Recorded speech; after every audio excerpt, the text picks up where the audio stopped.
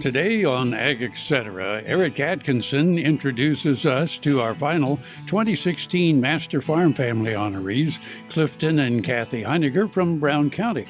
Next on Horsing Around, Dr. Chris Blevins gives us tips on how to avoid your horses overheating this summer. And we end with why knowing your customers is critical to being a successful seed stock producer.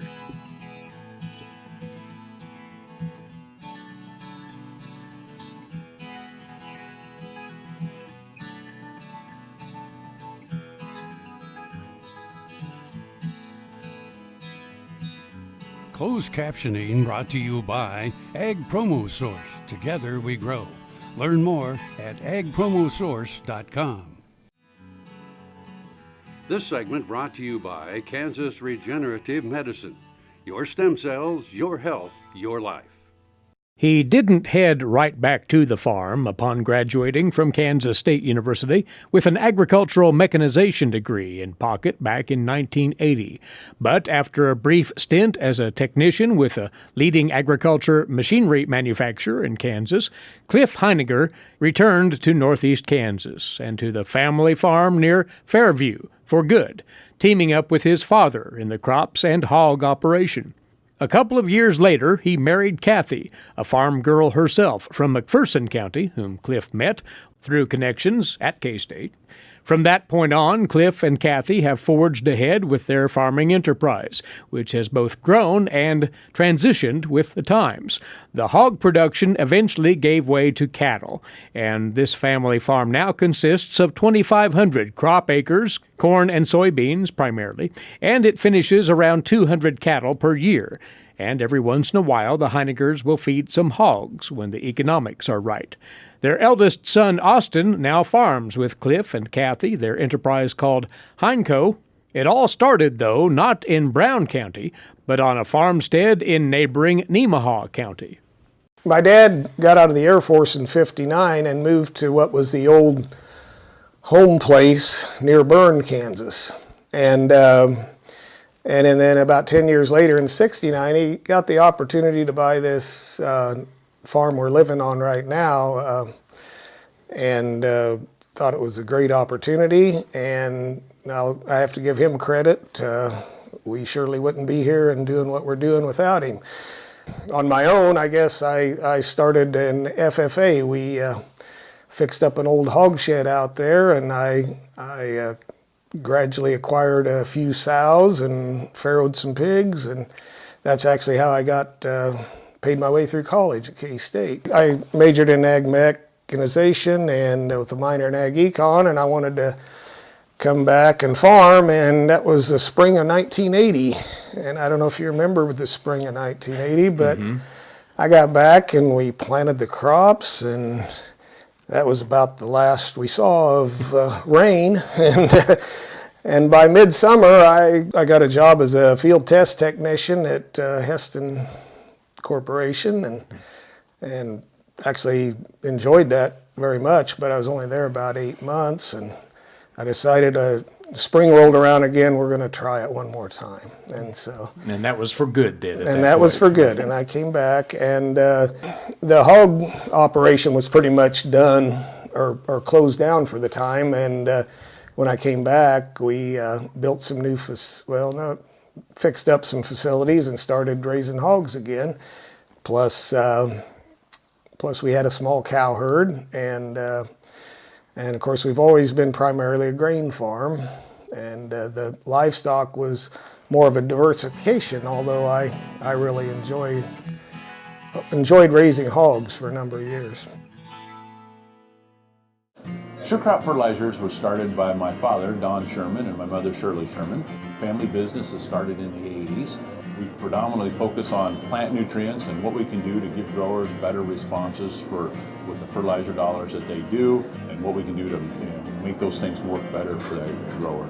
We're based out of Seneca, Kansas. We work with growers in their soil analysis to figure out what they need, and then we can put those in a blend that gives them the best results, and so that we can deliver that direct to their farm so that they have those nutrients where they need them, when they need them, and so that they can apply them in a manner that's very efficient to them and works well on their planting systems and what they're doing. Sure Crop Fertilizers has been around for a long time. We always say we're big enough to take care of everything you need, but we're small enough to do it quickly. You can get a hold of us at 1-800-635-4743. Our website is surecropfertilizers.com, and you can always email me at Corey@surecropfertilizers.com, and with any questions you have, and we're glad to answer and work with you. Ag Promo Source is a unique group of marketing specialists with one mission: help your ag business grow. Each affiliate has their own area of expertise, and they work together to bring you advice, products, and services. To get started, visit agpromosource.com. Ag Promo Source, together we grow. Hi, I'm Kim Mandarin with Hardy Insurance. I'm here to help you with all of your farm and ranch needs. When it comes to protecting your operation and your family, you need a name you can trust at a price you can afford. Call me today or visit hardyaviationins.com. This segment brought to you by Kansas Wheat. Learn more at rediscoverwheat.org. I knew Kathy and I were a match when I'd start talking about raising pigs, and she actually got excited about it. Because you grew up on a farm as well, right, Kathy? Yes, I did. I grew up near Mount Ridge. My dad had a farrowing house, Duroc hogs and Hereford cattle, and I liked growing up on the farm.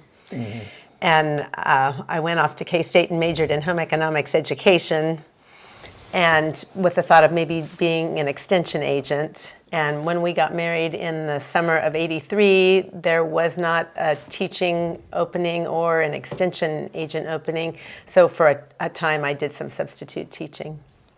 Yeah, I had come back to the farm, and we got married in '83, and one of the things I did, I think in about '85, we got the opportunity to be a dealer for AGBag Corporation, which sells silage bags and equipment. And so we did that in addition to all the other farming. You sold ag bags, and you also did some custom work. Bagging. Custom work, and I rented, in later years, I just rented the baggers out to people. I even rented to K-State's research farm there at Manhattan. And you grew the operation fairly steadily then from that point forward, did you not? You're now up to some 2,500 acres. And as is the norm here in this part of the world, corn and soybeans dominate, right? Yep, corn and soybeans dominate. We still raise a little wheat, kind of for fun. There's no money in it. But we use the straw in our feedlot. We even sell some straw and try to double crop the wheat. And over the years, we had a small cow herd. Meanwhile, we had built about a 200 head capacity feedlot, and that led into the 90s. One of our first, I don't know if you call value-added adventure, but we started feeding cattle for Laura's lean. It was all natural lean beef, and it was a good little program. That worked out well for us for a number of years, and then eventually they discontinued that program in this area. Kathy, you've been all the while the bookkeeper for the operation. As far as the book work, actually Cliff's dad did most of the book work up until about 2011. I was helping some, but at that point he kind of helped me got me trained so that I was up to speed. And he was doing a lot of things non-computer that at that time I switched everything over to computer. As far as activities, we were in 4-H. The kids were in 4-H, all three of them, all through their years. So I was involved with being a cooking leader and a superintendent at the fair, and we were Cliff and I both were community leaders together. The way our club did it was by pairs, and we just each took our turn. Plus school activities, the kids were in sports, and plus all my church activities that I was always involved with our church, St. Paul Lutheran Church up in Fairview. Just recently, I was on the Hiawatha Education Foundation, which is an organization that is able to disperse money for activities that aren't paid for through the regular funding. For example, when I was on, we collected money to build a new concession stand, restroom facility. KFRM is one of the largest farm radio stations in the nation, dedicated to informing and entertaining rural listeners from northern Oklahoma to southwestern Nebraska.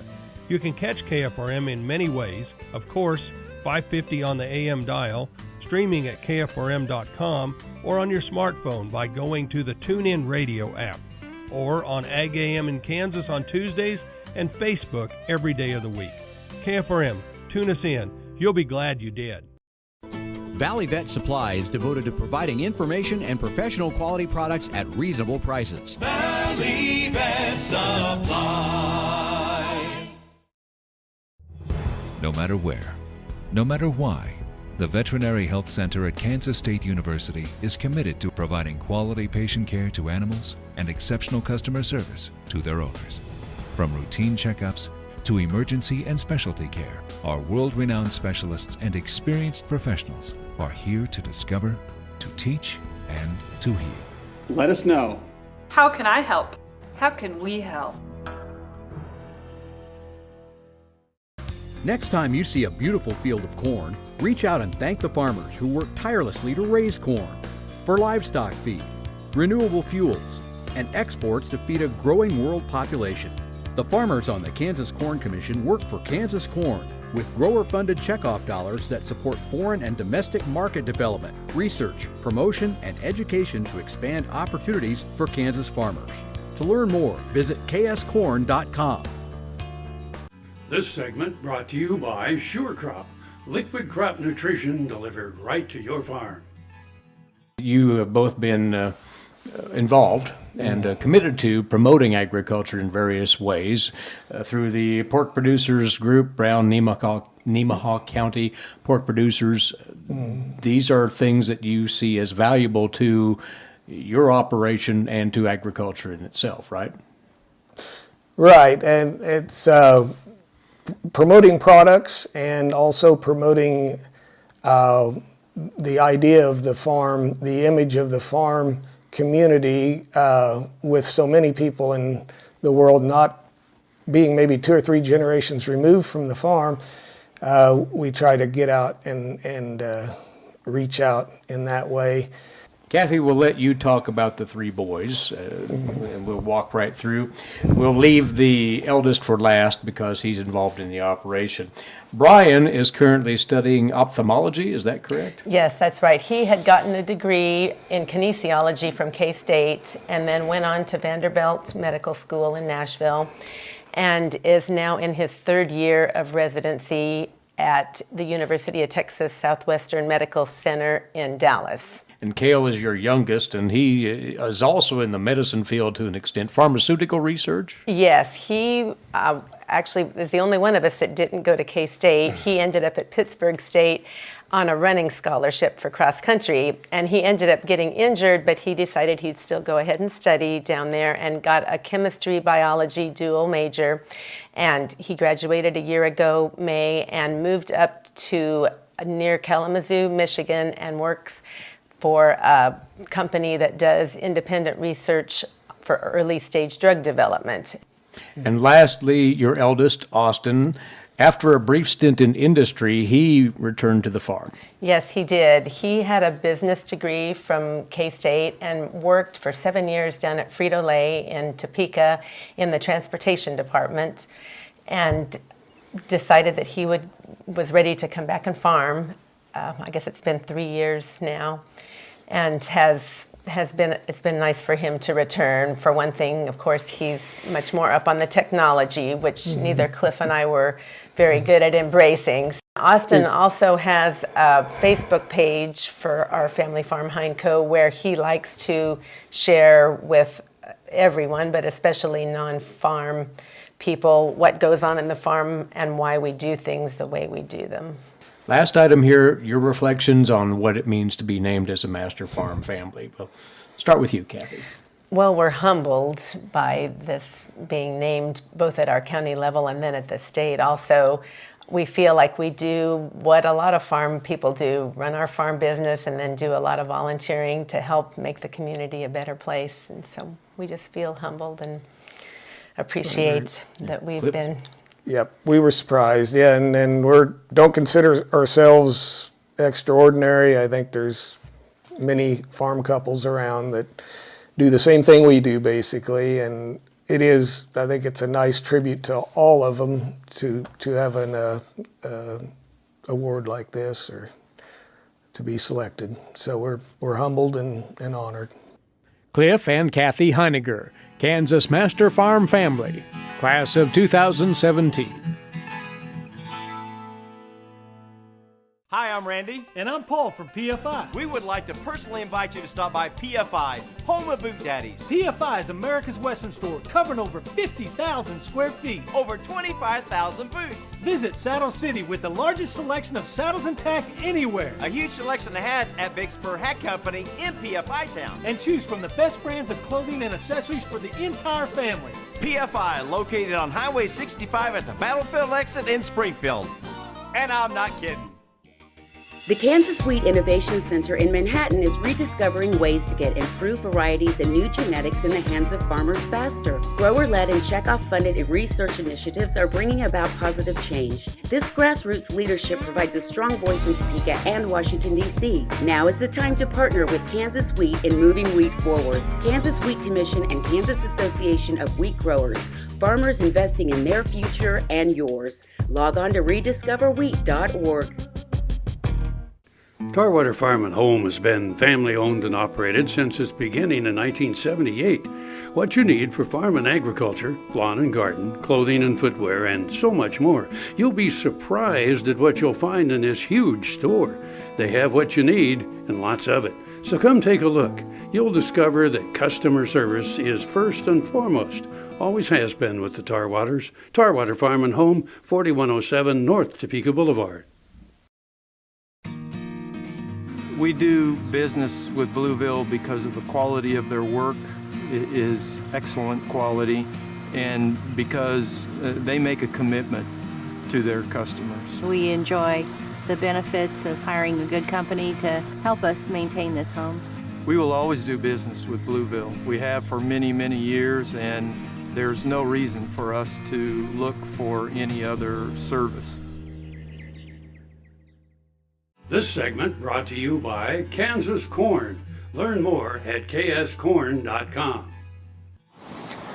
Hello and welcome to Horsing Around. I'm Dr. Chris Blevins at Kansas State University Veterinary Health Center, and today we're going to talk about heat and your horse.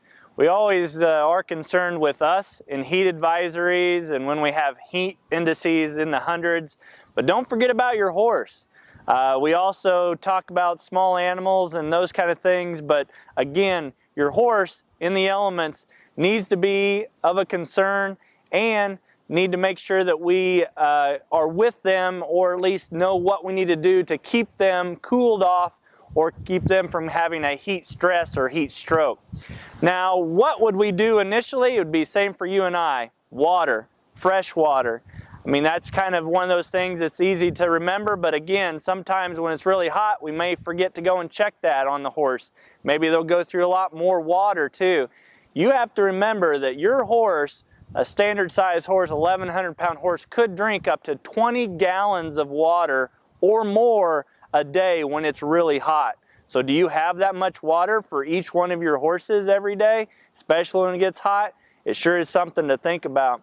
The other thing to think about for horses is as they commingle. You have to remember that water is one of those precious resources that a horse will guard. So a dominant horse could protect its water source and keep other horses from getting to that water tank. So make sure you know the dynamics of your horses if they're in groups, and you may need to have at least 2 or 3 other water sources for your horse in the same pen if that seems to happen. So again, knowing how much your horse is going to drink as far as water and having enough water sources is going to be important when it's really hot outside. The other thing is electrolytes. You know, you and I, we try to make sure we keep our electrolytes high, especially when we're sweating. Horses sweat too. They lose a lot of their electrolytes in their sweat, like salt, and that is something you need to keep in mind for your horse. Now, a horse, based on consumption, is usually just make sure they have a salt block available at all times, especially in the summer, because again, they're losing a lot of that salt in their sweat. Sometimes you can just add salt to their grain, but be careful, don't over add too much salt. Maybe just a tablespoon max is usually what's needed for a horse if you're going to add it to their grain.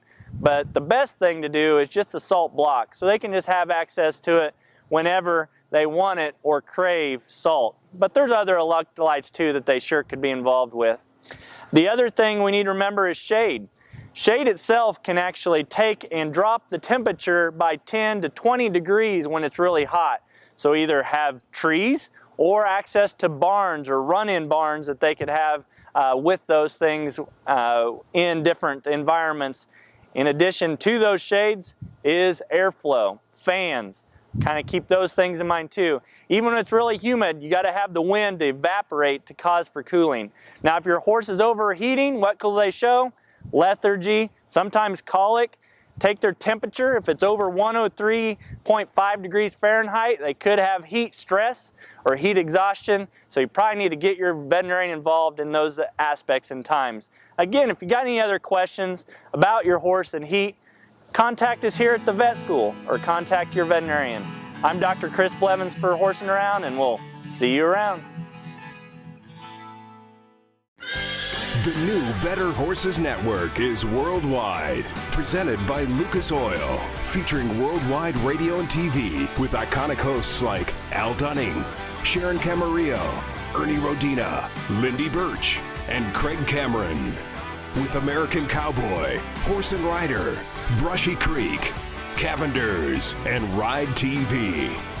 Worldwide radio and TV, the all-new Better Horses Network. The Kansas Wheat Innovation Center in Manhattan is rediscovering ways to get improved varieties and new genetics in the hands of farmers faster. Grower-led and checkoff-funded research initiatives are bringing about positive change. This grassroots leadership provides a strong voice in Topeka and Washington, D.C. Now is the time to partner with Kansas Wheat in moving wheat forward. Kansas Wheat Commission and Kansas Association of Wheat Growers. Farmers investing in their future and yours. Log on to rediscoverwheat.org. I dug trees by hand for years and years and years. In the process, I wore out my rotator cuff. But when I learned about this process, I thought if there's a way to get rid of this pain, then I wanted to do it. So we did it, and it worked. I'm not going to go out and dig trees with a shovel anymore, but I can do the things that I want to do now.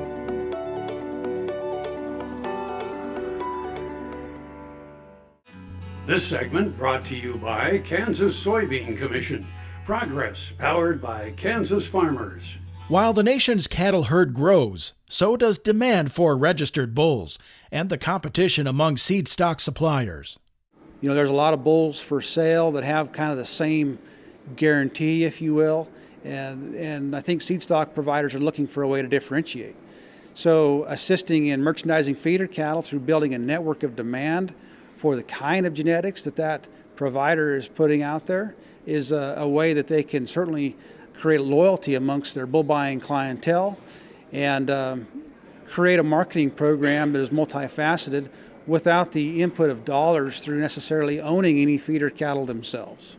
Beef cattle specialist for the Certified Angus Beef brand, Paul Dykstra, says the key to making that happen is getting to know potential buyers and partners. I think folks assume that businesses don't want to interact that closely, and it's a fast-paced world. No one has time to get to know one another, nor do they care.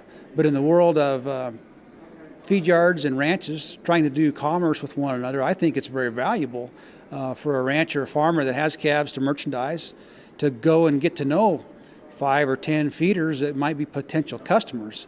Seed stock producers can do some research for the good of their customers and their own brand.